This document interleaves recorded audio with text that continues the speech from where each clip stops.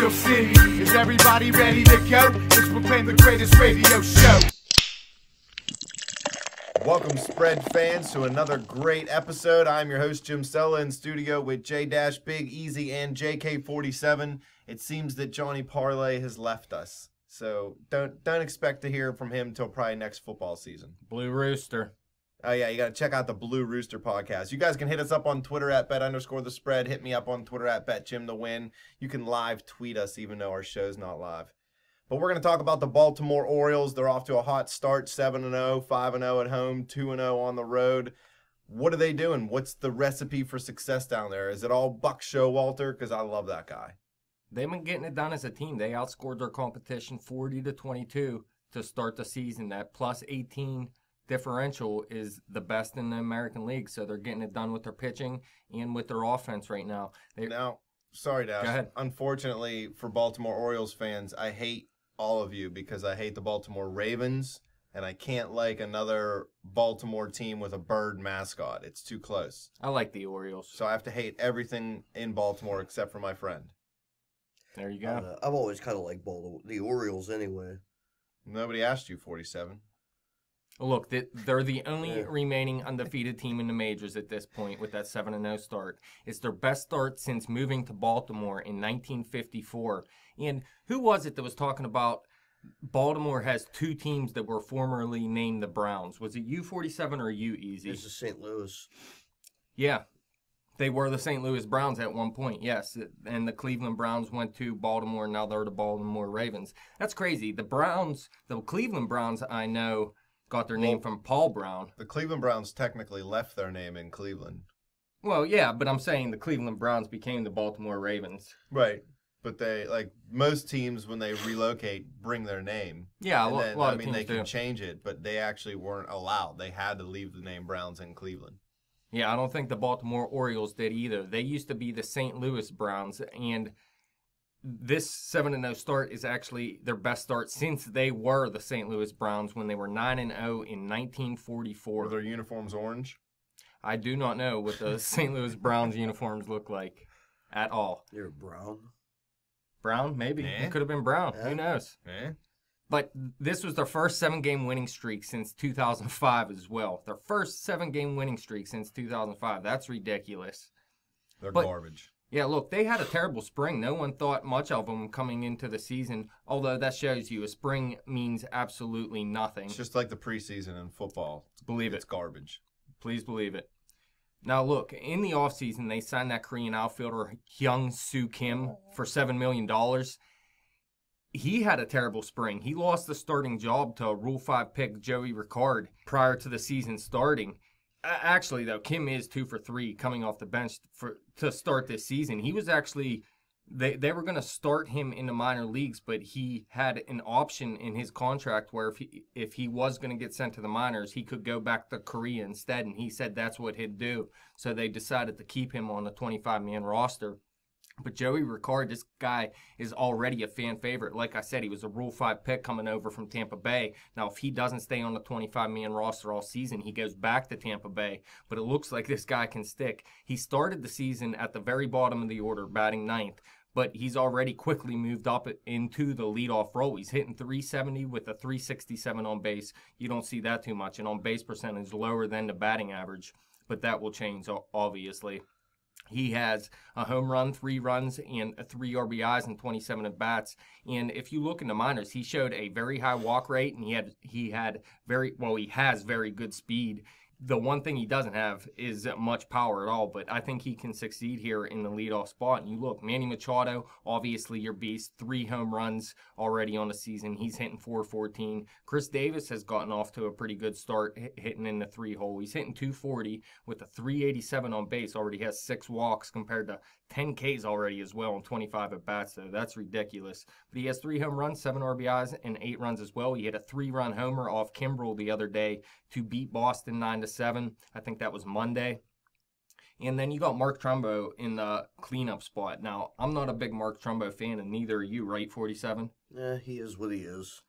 Well, look, he's on a tear right now. He's hitting .464 with 500 on base percentage, has 2 jacks, 5 ribbies, and 6 runs in 28 at-bats. And the biggest surprise to me, in those 28 at-bats, just 3 strikeouts. Mark Trumbo's a guy that K's a ton. If he can knock those strikeouts down, this guy might be for real this season, and he might put up a big season like he had in that first half, 3 years ago for the Angels, something like that.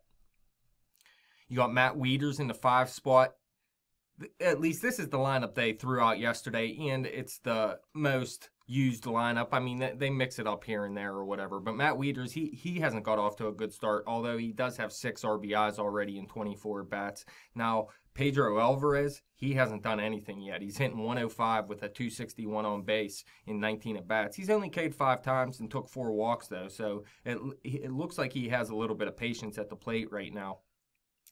J.J. Hardy in the 7th spot. He's hitting 250 with a 304 on base, 2 jacks in 20 at-bats already, has 5 RBIs and 6 runs, so he's getting it done as well. And Jonathan Scope looks pretty good this season to start the year. 261 with a 320 on base, hit a jack already, isn't K'ing too much like we thought he might.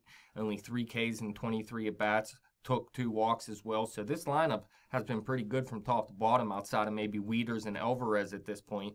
In the 9 hole, it's Ryan Flaherty, Hyung-Soo Kim, Nolan Reimold, whoever they really play, because Adam Jones isn't in the lineup right now. He's been out with a rib injury. He hasn't had an at-bat since April 6th, but he has been available off the bench the past few days. He's been coming in as a defensive replacement, though, and he should return to a full-time role very soon, and he'll probably bat 3rd, I guess. I would be guessing move everyone else down just 1 spot in the order behind him. It would go Ricard Machado and then Adam Jones and Davis 1 through 4. Or I'm not sure, because Ricard moved to the top of the lineup when Adam Jones got hurt after that 2nd game. So they may move Ricard back down to the 9 spot. It was Machado leading off and Adam Jones batting 2nd, Chris Davis, Mark Trumbo after that. I don't know how they're going to do this lineup, but the offense has shown a great return so far. I mean, we knew going into the season it wasn't a terrible offense or anything. The biggest questions with this team were their pitching, but Tillman's gotten off to a much better start this season. He had a very bad year last year, and he is a better pitcher than he showed last season. But through 2 starts, he has a 1.29 ERA. Gallardo, not quite so good. 2 starts, a 5.40 ERA. So you'd actually expect him to get a little bit better. So there's a positive when you look at this as well. Now, Ubaldo Jimenez, 1 start, 7 innings pitched, 9 Ks, no walks, and 1 earned run.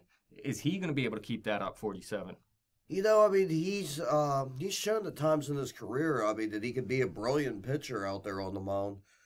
It's tough to pitch in Baltimore, too. Well, I mean, a lot of his problems with him, anyway, has been consistency. Yeah. You know, he had that monster half season in Colorado. I mean, he wasn't terrible last season by any means either. I just, the pitching to me just right now just doesn't seem like it's really there.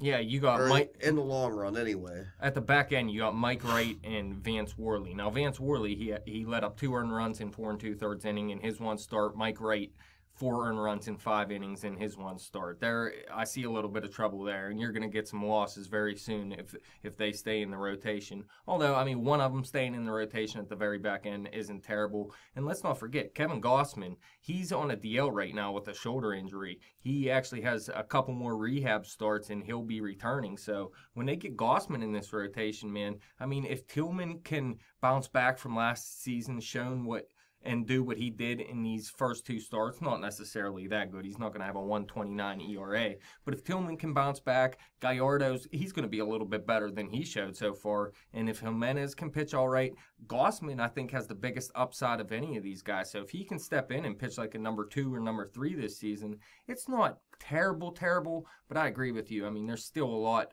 they need help with here in the rotation, but the bullpens look pretty good too, man. They got some names out there. Zach Britton, Darren O'Day, this Brad Brach or Brock, I don't know how to say his last name, but he's been dominating. I don't even think he's let up a hit yet through like 5 1/3 innings, has 7 strikeouts. He looks very good. They got Dylan Bundy in the bullpen. Michael Givens is a guy that I think can push his way to the back end of the bullpen at some point in his career. He's a very young guy still, but I think he can be a closer. Throws hard. Yeah, he looks like a beast, but he's still raw at this point. But look, 6 earned runs in 29 and a third innings pitched out of their bullpen. So anything you're not getting out of this rotation, the bullpen is kind of making up for, because they're pitching great right now, and I see why. I mean, they got some serious names in that bullpen. So, I mean, it's sort of like the Pirates showed over the past couple of years, where the back end of the rotation wasn't the greatest, but they had that good bullpen that could just shut it down from the 6th inning on. And if this bullpen can do it, I see this team staying in the race at least. But I still got a lot of questions. I got to see it first, because we picked them in 4th or 5th place, right? Oh, Easy. yeah. Easy, 47 and I all picked them in 4th or 5th place this season, and I'm not ready to change my mind yet, even though they got off to this 7-0 start. Too small of a sample size. And there's just too much depth in that division. I mean, Yeah. But don't get me wrong. You start off 10-0, that goes a long way towards. I don't care. I mean, unless you go 0-10 at some point in the season, starting off 10-0 helps along the way. Please believe it. Doubt. No, without a doubt. I mean, their offense is going to score runs. It's just, are they going to outscore the opposition? You know, like Toronto last year. Do you like any of these pieces in this rotation? I mean, I'd like to see what Kevin Gossman could do this year. I mean, he's a person of particular interest in me. How about any of these guys pitching right now? Do you care for them at all? Well, they're not bad pitchers by any means. Like, I mean, obviously Tillman's capable of much more. So, I mean, we'll have to wait and see if his first 2 starts are BS. So, I mean, How about Yovani Gallardo, man? This guy looked like he could become an ace at one time in Milwaukee, and then when he left there, I think he pitched for Texas for a year he or had two. a good season last year. Came over to the Orioles, and yeah, I mean, he did have a good season, but it was nothing like he showed back in the day with Milwaukee. And I mean, he did lose some off of his fastball since those days or whatever. Well, his fastball's his K rate rather has pretty much been in decline too. So let's say Kevin Gossman steps in. He takes the big step this season and becomes not necessarily an ace, but a guy that you stick at the top of your rotation. You would have Gossman, Tillman, Gallardo, and Jimenez 1 through 4, and then either Wright or Worley at 5. Can that get you through a season? So I think that'll get you through the season. I mean, I don't think it's going to get you a pennant, though. Yeah, it's going to be tough, especially in that American League East. There's a lot of good teams out there. Well, I mean, Boston, too. I mean, Boston's off to a slow start this year, but... Yeah, the Orioles are actually going for the sweep in Boston tonight, and then they go into Texas for 4 games starting Thursday. So it's going to be tough. You got to sweep Boston tonight, and then you got to go into Texas, and that's going to be a real tough matchup as well. Texas, everybody's saying they're going to be a great team this season. Although I picked them in 2nd place. I think you said 1st place, 47? Well, I didn't do that segment when that time, but yeah, I mean, I like the Rangers in that division. I like Houston, too. I mean, it's going to be a tight race. I mean, I got to go with the Rangers, especially once they get Darvish back. Yeah, believe it. That rotation's going to look good. I don't think this rotation's going to get too much better during the season, though, outside of bringing Kevin Gossman in. I mean, this is what Ryan Gosling. This is what you're going to go with, unless you turn Bundy into a starter, which I don't think they're going to do at this point. So, I mean, this is what they're going to have to ride out with. I think they will eventually. I mean, the only reason Dylan Bundy's even there is because he had no minor league options left. Right.